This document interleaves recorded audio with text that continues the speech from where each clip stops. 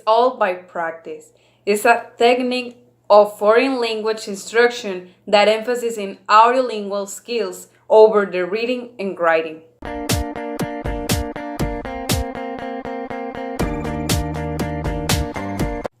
This method suggests that students be taught phonology, morphology, and syntax of a language. All these partners can be learned through the constructive analysis of difference between the native tongue and the target language.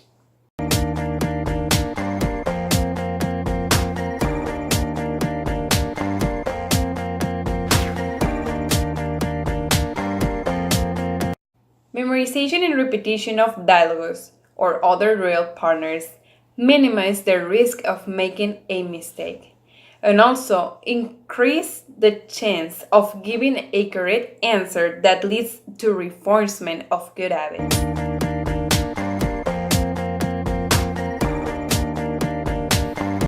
Our oral training is needed to provide the foundation of the development of other language skills.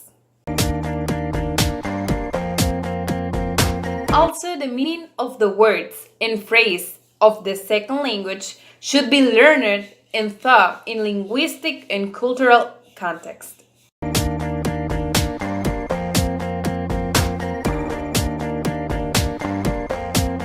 Teachers must provide varieties of drills and tasks to keep the learner's motivation.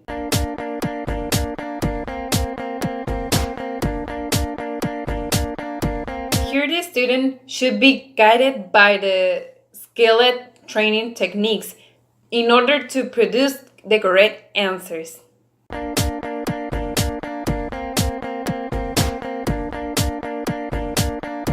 Now with the silence way method.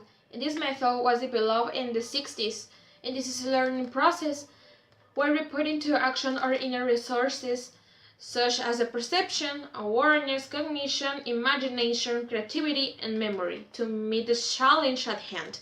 So we integrate into ourselves the new knowledge that we created, and we use it as a stepping stone for further learning.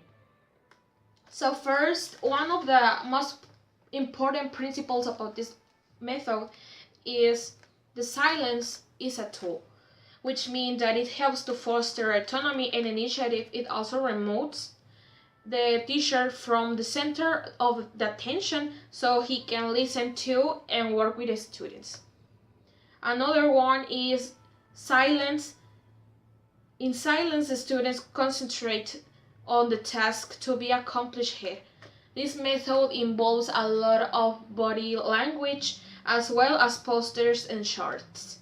Teacher does not correct mistakes. Instead, he promotes self and peer correction. The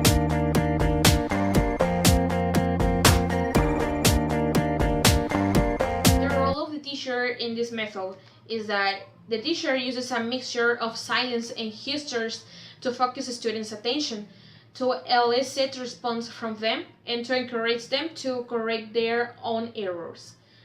Responsible for creating an environment that encourages students' risk taking and that facilitates learning. And